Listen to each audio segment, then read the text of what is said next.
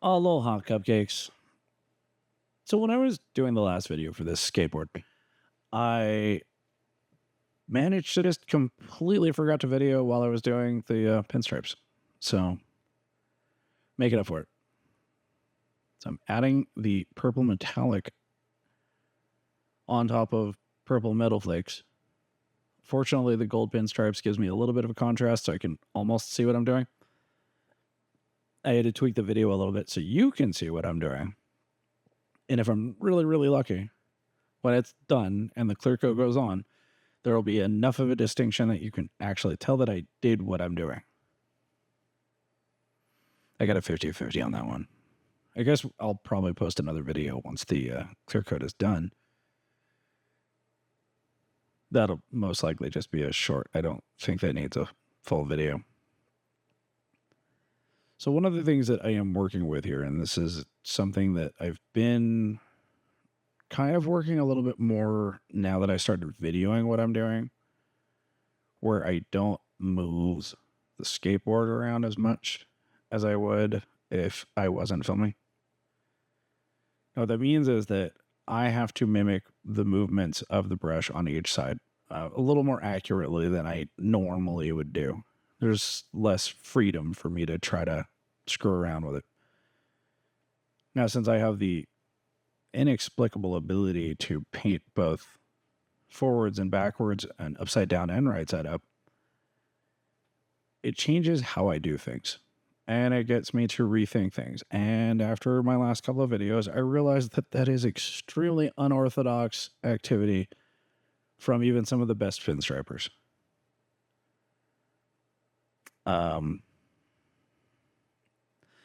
The phrase Willy Wonka on crack was used to describe what I was doing. Which, to be fair, I do have top hats. And I guess I have a... No, you know what? I don't have any little tiny friends running around that are like singing songs to people. I dream of that. Ooh, look at that. Did you catch it? I'm gonna do it again. So me trying to keep things in the same position also means that my elbow sometimes gets in the way, and it slipped. But you can't tell because I'm good at what I do sometimes, or it's because I'll just make this line thick, and I will just make it thick on the other side so it matches. So I guess that's a thing that we should talk about. When you're pinstriping and you do something wrong, and you don't want to go wipe it off and start all the way over again, just do that wrong thing on the other side. Just make it look symmetrical, you know? So if I make a big fatty glob of paint in one of the lines on one side, then I go to the other side and immediately do the exact same thing so that it matches. So it looks even. Like you're the artist. It's like, believe it or not, and this is something that I get to debate with other pinstripers quite a bit, we are in fact artists. So while many of us will scrutinize on the notion of doing a 32nd of an inch wide pinstripe on something, and it's like that is like the be all end all of things, it's still paint.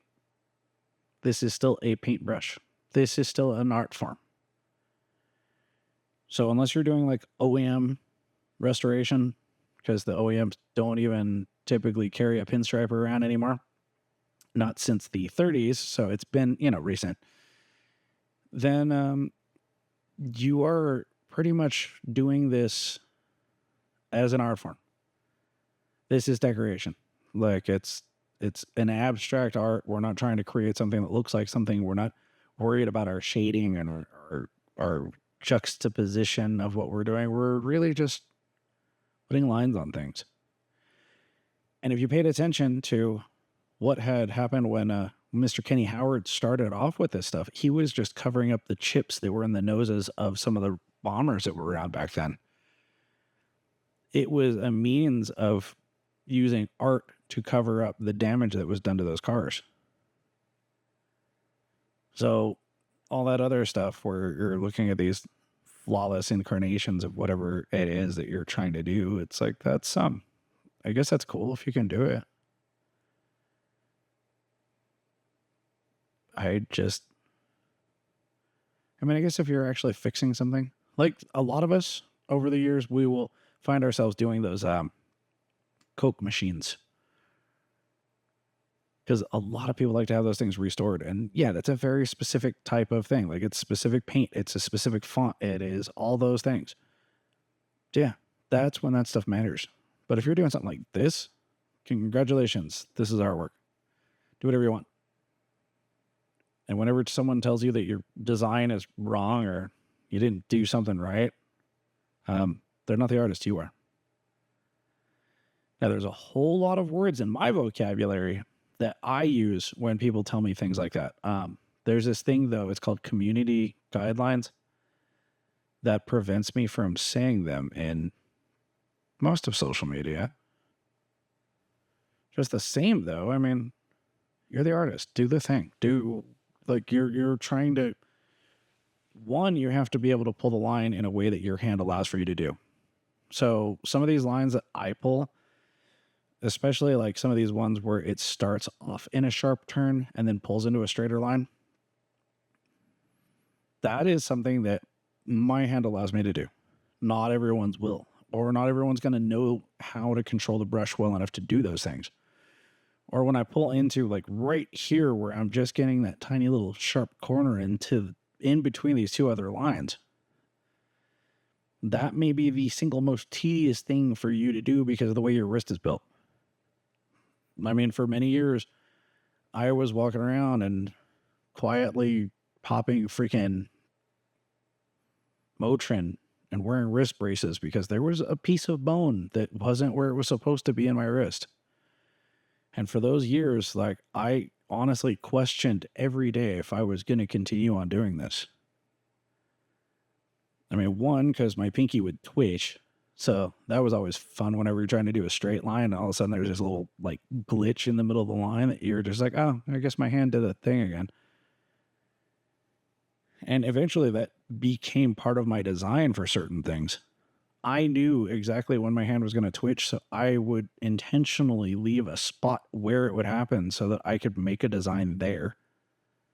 Like, it's just adapting to what you're physically capable of doing.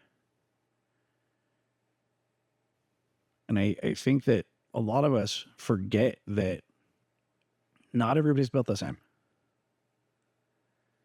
Like me being 6'1", for example, trying to do sidelines on a lowrider, especially the ones that get down towards those little divots at the bottoms of the doors, just simply not happening. I mean, yeah, I could probably lay down on a creeper and still pull a straight line if I'm laying down that far, but there's a very narrow window of space that I am physically going to be able to do that with before it's just completely uncomfortable and not something I want to work with. And while there are some shops that have lifts, and yes, it's been done, there was a 60s T-bird that I did stripe work, and it was like 2 inches away from the very bottom of the door itself. And that was even worse as we cold leafed it because, you know, you want people to see all that 24 karat gold on your car while they're laying underneath it, I guess. But that thing, if it wasn't up on a lift and 3 feet off the ground, there was no way I was getting down there. Just not. Even if I was on a creeper, I don't think I could have pulled those lines. So, I mean, it's just, there are some things that we cannot do. So the nonsense that you see me doing a lot of times, those are adaptations to other situations where it's like, I learned how to do this thing because I couldn't make it work the way I wanted it to. Which is just how we do things. So when you get discouraged and you're like, I can't pull this stupid line, well, maybe you should try it a different way. Just because someone else told you this is the way to do it, it doesn't mean that that's the way that it's going to work for you. That means that's the way it works for them. So like this line right here, right? So I start off in a tight turn, pull it out, and then try to just fade it into the tip of this other line, right? Like right there. And it goes into that sharp point. But then I go to the other side and I do it completely backwards. Well, mostly backwards. You'll see. So the top line, because I'm still just pulling a line down, just comes down exactly the way that the first one did. Or you know what I mean, I think. Now, instead of me trying to rotate around, I turn the brush all the way backwards and kind of treat it as though my left hand is actually the one pulling the stripe and try to mimic what it would do if my left hand was doing that. Like, is this the right way to do it? No, not even close. Oh, I'm sure. I mean, obviously it worked, but these are things that I've done to adapt to the fact that I am not as ambidextrous as I used to be, for one thing. So my left hand's probably never going to pull stripes again, just so we're clear. And yes, I used to pull lines with both hands, and that was a gimmicky, dumb trick that I used to do at shows that it's just, when you crack your wrists, it's like, it's probably not going to work again. The fact that my right hand works correctly is enough for me, so. But it's just adapt to it. You figure it out. You work with it. It's not, no one's going to give you the right answer. You would find the answer. I mean, people will try to give you the right answer. I know everything. They don't. There's still people that are using freaking mineral spirits despite the fact that they can't dilute paint anymore. But that's because they have 20-year-old cans of mineral spirits. I didn't tell you that. That's a secret. You're not supposed to know that. Time is a dimension that we leave out when we have conversations about these things. Just the same. I think it was about done. Want to say it? Look at that. Okay, so there's one spot right there that kind of jacked up. Okay, there's a spot right there's also kind of jacked up, but I couldn't see it, so. Anyway, I hope this helps. And if it doesn't, well, too late. You already watched it. Stay moist, my friends.